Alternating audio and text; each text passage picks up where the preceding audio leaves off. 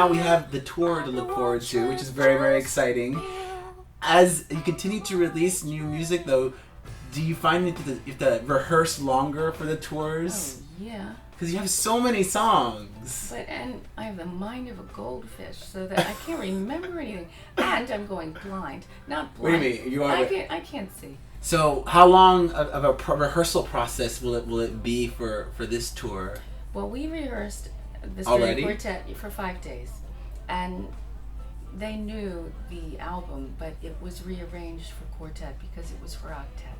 They come from the conservatory, the Vienna Conservatory. They're Polish, and they've worked together for quite some time. And so that's been exciting to learn how the live show is going to progress. And I must say, I'm having to practice to keep up with them. I'm really having to. But you never are at a point where I've seen you like, gosh, over 30 times in concert. You're not one of those people that have like a prompter though for lyrics though. That's something you would explore. I couldn't see. You couldn't see them, right? Yeah, I mean, you can have them real big. I write things on my hand. Yeah. But it's getting to the point where if you see me bending over the piano, you know I'm trying to look at my hand because I can't see the words from there. And you still love touring? And I love it. I love it. It's not a grind. Well, sometimes there are parts to it that challenge you and can make you a little bit grumpy, but you have to really look at it as playing every night. Wow, what a privilege that people will actually come and see you. And they've worked real hard to save the money to buy their ticket, and after 20 years or however long it's been since 91, 92, they've been coming to see me. You think, I want them to feel like I didn't take it casually, because it isn't. It's not a casual experience. It's a relationship. It's a relationship. It absolutely is. And so many people, their lives were changed by your music. Are there artists that have had a similar effect on you? Like this person, I mean, like, when I listened to that album, it completely changed my life. I've been listening to, and I know this might be a yawn, but I've been listening to classical music. And I know you're yawning. No. It was, I have to say, having to do this project, and then really finding some amazing things. Eric Satie. Is it modern classical music? Yes. Well, turn of the century, so 100 years ago-ish. That's not that modern. Well, come on, for classical music, it's not that long. Is. But Eric Satie, Granados, I think people would really relate to them if you're on the fence about classical music. They're Stravinsky. I was just really excited by. I love opera. I love classical. I love stuff with people singing on it. Because I always like to, like, even if I don't know what they're singing, it's like I still like to pretend I can go in front of the mirror and like sing along. You have to tell me what to listen to. See, I don't know opera. You don't know opera? No, I don't. I just don't. You'll have to turn me on. Okay. I'm open. I'm open. People, have them send me some suggestions, and I'll go do my homework. With butterflies, she'll go on and fly. I'll tell you a few quick questions from readers. Oh dear. Okay. Let's see here. Well, actually, I want to ask just a fun question. Yeah. You've been living in the UK for a while. So Sometimes, but you don't have a case of the Madonnas where you talk with this British accent. Oh, thank God. Why? It's all face. Why have you been able to? How have you been able to avoid that? Well, I think my kid busts me, and I can't do a British accent. I'm terrible. I'm awful. I mean, I can do a really trashy version of Tash does impersonations, and I can do an impersonation of Tash doing an impersonation of one of these women, but it's just terrible. But it's really trashy. You see, it's so natural. Oh, yes. Me They're, puppies, me bum. It's so natural. they're chavs. Yes. Dollenganger says, over the course of your career, you've learned most about the business. You've learned a lot about the business. What advice would you give to others trying to get in the business?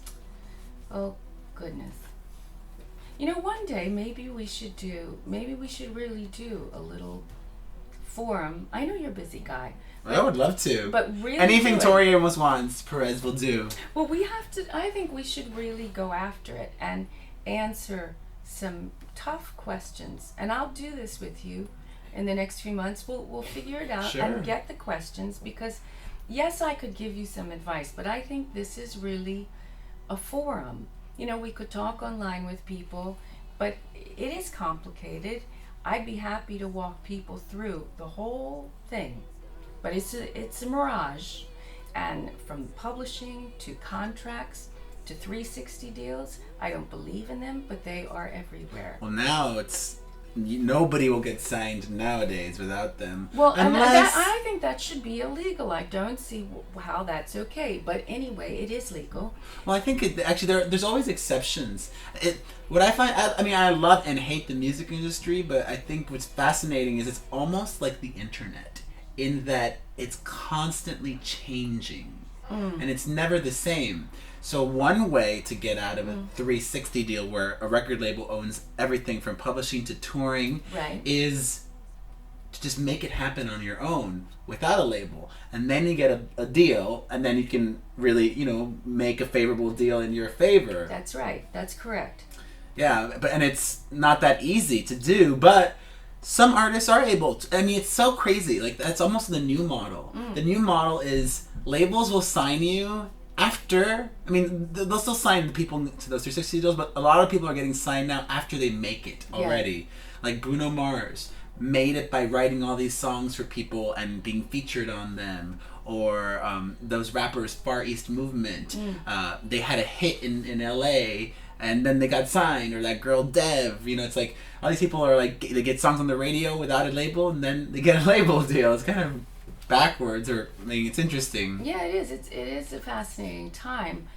When she's asking for any advice, I think a key is, you have to wake up with yourself in the morning as an artist, and if you start chasing other people's opinions of you, yes, you can get motivated and think, hey, they had a good idea. I'm gonna apply that idea to what I do. But you have to start really allowing yourself to experiment. You've got to give yourself the permission to try things as an artist, because it depends how old you are, but I'm changing all the time.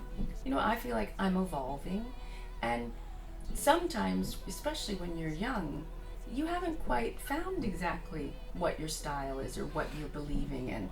And it's okay if it changes, because sometimes people want to keep you in that place that they want you in. They like the you that they like. Well, she's gone. She left the building.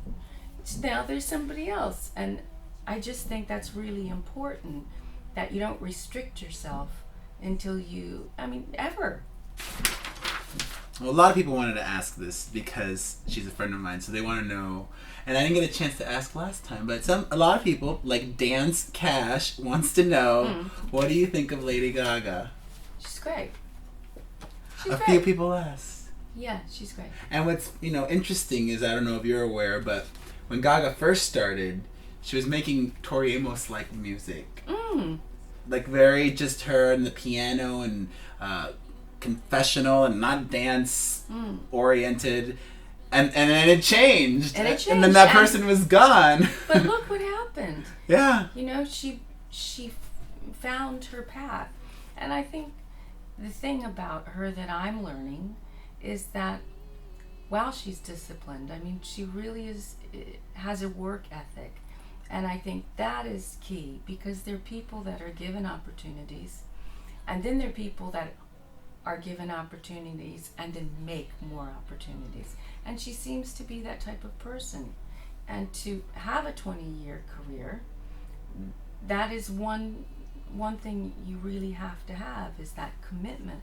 You have to have a commitment. It can't just be a job. I don't see music as a job. You know, it's a privilege. So certain parts of the music business can be a job, but not the music. The music is what is this magic? It's it's who you are almost, or how you express yourself. It's life. It's life. Well, thank you for the music, Tori Amos. Thank you, Perez. Casualty.